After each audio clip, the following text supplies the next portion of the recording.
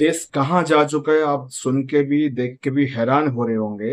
NEET का UG 2026 जो paper leak हुआ है, आप लोगों ने देखा होगा, आप लोगों ने सुना होगा कि कैसे लीक हुआ है, किस तरह से लीक किया हुआ है, उससे उसके ऊपर हमारे लाइफ में क्या उसका असर पड़ने वाला है, वो सब कुछ आपको पता है।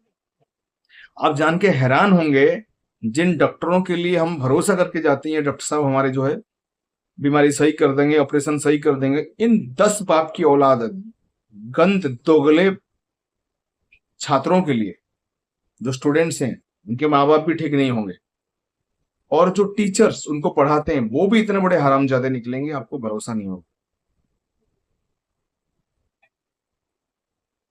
किस पे भरोसा करेंगे आप? चलिए, किस पे भरोसा करेंगे? ना टीचर पे भरोसा करेंगे, ना स्टूडेंट पे भरोसा करेंगे, जो डॉक्टर बनने वाले उनके ऊपर भरोसा करेंगे। अगर ये हर जगह ये दोगला राजनीति चलेगा, ये 10 बाप की औलादों की वजह से हम लोग खत्म हो जाएंगे, और इंडियन जो हम लोग विश्व गुरु कह रहे हैं, कोई बात नहीं, विश्व नौकर बन के रह जाए। नंबर 1 कल्प्रिट, मास्टरमाइंड, एक chemistry lecturer, retired chemistry lecturer professor Kulkarni. Jaipur west एक बीवल फैमिली, एक फैमिली का जो सरनेम है बीवल है, वो जयपुर वेस्ट फैमिली है। उसके कम से कम 3 लोग इन्वॉल्व है बीवल फैमिली का। मांगीलाल बिमल, विकास बीवल, दिनेश बीवल, एक ही फैमिली के हैं, तीनों ही इन्वॉल्व है इसमें। एक यश यादव है जो राजस्थान का रहने वाला है, और एक स्टूडेंट है, वो भी इसमें इन्वॉल्व है। जो लीक किया, जो लीक ऑपरेटर है और स्टूडेंट के बीच में, ये स्टूडेंट बांध का काम कर रहा था, इधर की बात उधर, उधर की बात इधर, इसको भी पैसा चाहिए। सारे भड़े हुए और दलाल होते हैं, इनके माँ बाप भी भड़े हुए और दलाल होंगे, इसलिए देश की दलाली में भी ये लोग रहते हैं। इनको तो देशद्रोह के केस में अंदर डालना चाहिए।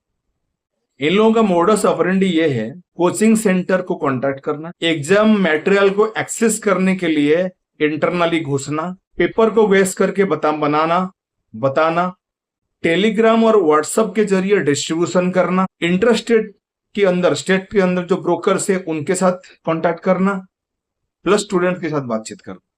ये इनका मोडस ऑपरेंडी और वर्किंग स्टाइल है। इजीली वो सब हो रहा था। पिछले साल भी वही हुआ था, किसी ने पकड़ा नहीं, इतना कुछ गया नहीं। इस साल लेकिन बहुत बड़े लेवल पे हो गया है।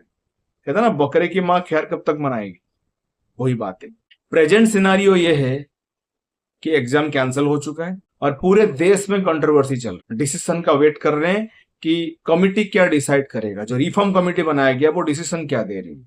अभी गवर्नमेंट ने एक रिसेंटली जो अप्रूवल आया है, उन्होंने री एग्जाम करने के लिए बोल दिया है 21 जून 2026 के लिए। और जिसमें डर किन कौन लोग रह रहे हैं? जो लोग पढ़ाई नहीं किए थे, जो लोगों ने पैसा दे चुके हैं, जिनको एश्योरिटी मिला था, कुछ लोगों ने मिलके पैसा इकट्ठा किए थे, ये सब फटी पड़ी है। सीबीआई की जो इन्वेस्टिगेशन है वो उसको एक्सपेंड कर दिया गया, और कितने कितने कल्प्रिट से, कनेक्टर से, जो लोग जुड़े हुए हैं, जो पीछे से काम कर रहे हैं, जिनका नाम अभी तक आया नहीं है, उनको पकड़ने के लिए। जैसे कि इनसाइडर इन्वॉल्वमेंट किस किस का है, कौन सी कोचिंग सेंटर इसमें कनेक्टेड है, कोचिंग सेंटर की जो कनेक्शन है, बीच की जो कनेक्टिविटी है, जो कोऑर्डिनेटर्स है, इन सबको पकड़ने की कोशिश करा जा रहा है। सब कुत्ते की तरह भागे हुए।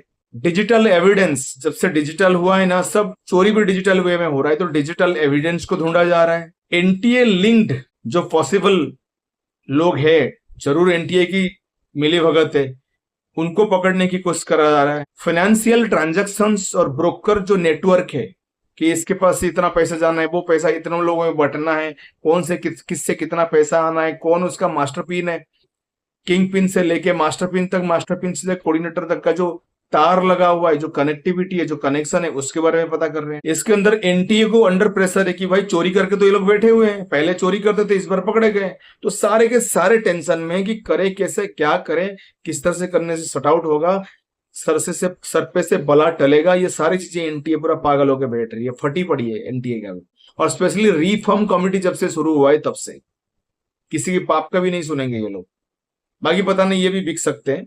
गवर्नमेंट ने ये डिक्लेयर किया है कि जो फ्यूचर की जो एग्जामिनेशन होंगे, सीबीटी बेस पे होंगे, जैसे कि computer based test. Paper leak ना हो इसलिए कंप्यूटर बेस्ड जो है ये टेस्ट करेंगे, बट उसके अंदर भी कुछ ना कुछ लूप होल्स निकलेंगे, कुछ ना कुछ लोग पकड़े जाएंगे। एंड ऑफ द डे ये सारे वर्क मैन बेस्ड है, कोई भी कोई भी रोबोट तो नहीं बना रहा है। लेकिन देखेंगे आगे क्या होता है, उसका भी क्या परिणाम निकलेगा। पब्लिक का ये रिएक्शन है कि भाई करे कैसे, किस तरह से करे। मेंटल स्ट्रेस बना हुआ है लड़कों में, लड़कियों में, स्टूडेंट्स में। री एग्जामिनेशन का तैयारी किया था, कुछ लोगों ने चोरी किया था, कुछ लोगों ने पैसे दिए थे, सब में सेम टेंशन है कि भाई कोई जो पहले इन्होंने बोला होगा, जो पढ़े लिखे होंगे उनको कोई दिक्कत नहीं, जो लोग नहीं पढ़े लिखे होंगे वो बोलेंगे यार यार कैसे हो रहा है ये सब, किस तरह से हो रहा है, कैसे करेंगे। जो सोचा था वो तो नहीं होगा, पहले जो इंटरप्रेट किया होगा कि ये क्वेश्चन आएंगे वो क्वेश्चन आएंगे, नहीं आया तो क्या करेंगे। इसकी वजह से एडमिशन और काउंसिल में डिले हो रहा है। ये सारे प्रॉब्लम्स बैक टू बैक। इसमें जो बहुत अच्छी चीज बोला है वो है जो विजय थालापति अभी प्रेजेंट सीएम है तमिलनाडु का, कि ये नीट का एग्जाम ही हटा दिया जाए। और एक तरह से ये बेस्ट है, क्योंकि नीट एग्जाम कुछ खास रहा नहीं। आप अगर 12th तक अच्छे मार्क्स लाए हैं साइंस में, 12th में अच्छे हैं, आपको 11th में अच्छे हैं, आप जब से साइंस में अच्छे किए हैं, या फिर एक ऐसा चीज मेरे सुझाव है मेरे हिसाब से, 12 के दौरान 12 को अगर 3 साल बना दिया जाए 12 का एग्जाम, और उसके अंदर अगर ये जो नीट की तैयारी करा जाए कॉलेज के अंदर, ठीक है, और रोबोटिक सिस्टम में एक साल रखा दीजिए, रोबोट सिखाएंगे आपको, या फिर ऑनलाइन सिखाया जाएगा, सब सारे ऑनलाइन चीजों को रिकॉर्ड किया जाएगा, तब ये चीजें नहीं निकलेगा। सेट करने वाले लोग अलग होना चाहिए। जैसे हमारे नोट छपता है वैसे सेट करने वाले, अपना पेपर सेट करने वाले कुछ अलग लोग होना चाहिए, जो इंडिविजुअल होंगे, जिनको बताया नहीं जाएगा। एक क्वेश्चन पेपर को, सपोज केमिस्ट्री है, तो एक जन ने ये ए नंबर सिलेक्ट किया है, तो दूसरा कहीं और से बी नंबर आएगा, किसी और से सी नंबर आएगा, उसको टोटली इकट्ठा करके मास्टर कॉपी से रोबो कराया जाए ना, रोबोट अगर करेगा तो ये बच सकता है, तो कोई प्रॉब्लम नहीं है। लोग बहुत ज्यादा कंफ्यूज हो जाएंगे कौन सा क्या आना है। इससे बच्चे पढ़ाई भी करेंगे ढंग से, कोई दिक्कत भी नहीं होगा। पढ़ाई मतलब ओनली पढ़ाई, नो रील्स, नो कच्चा बनियान ड्रामा, नो ब्रा पैंटी ड्रामा, ये टोटली टाइट होनी चाहिए। तभी डॉक्टर्स के बारे में, अगर आप डॉक्टर हो तो डॉक्टर की पढ़ाई करो। अगर आप ये कथक मस्ती करना है, नंगा पुंगा हो गया, तो डॉक्टर की पढ़ाई छोड़ दो, आउट। इंजीनियर तो इंजीनियरिंग की पढ़ाई करो। ये भी हमारे यहाँ लूप होल है। एक आदमी इंजीनियरिंग कोर्स करता है, वो खत्म करके फिल्म लाइन में एक्टिंग करता है, तो तुझे फिल्म लाइन में एक्टिंग करना है तो इंजीनियरिंग कोर्स क्यों कर रहा था? तुझे इसमें कहीं पे डांस करना है तो तुझे डॉक्टर क्यों नहीं बनना, क्यों बनना था? तो जो जो चीजें होना चाहिए वो उसी हिसाब से काम होना चाहिए। बाकी आप लोग समझदार हैं, इन लोगों को ध्यान से ये है मास्टरमाइंड पीवी कुलकर्णी, महाराष्ट्र से, केमिस्ट्री लेक्चरर। ये मैडम मोनिसा मधारा, ये भी टीचर है, ये भी एक कोऑर्डिनेटर है। ये वो लड़का है नासिक का, ये भी महाराष्ट्र का ही है, पुणे का। ये विश्वविख्यात बहुत बड़े पढ़ाकू यश यादव, गुरुगांव से।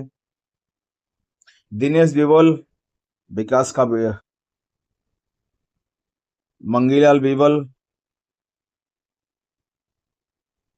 और विकास बिवल, ये सारे इन्वॉल्व। अब तक इन लोगों को अरेस्ट किया जा चुका है, ये लोग अंडर कस्टडी है। बाकी लोगों को ढूंढा जा रहा है। बहुत जल्द जो भी बाकी का अपडेट होगा मैं आपके सामने लेके आऊंगा। इसका दूसरा या तीसरा एपिसोड वो भी लेके आऊंगा। लेट्स सी कब तक क्या हो रहा है। वंदे मातरम।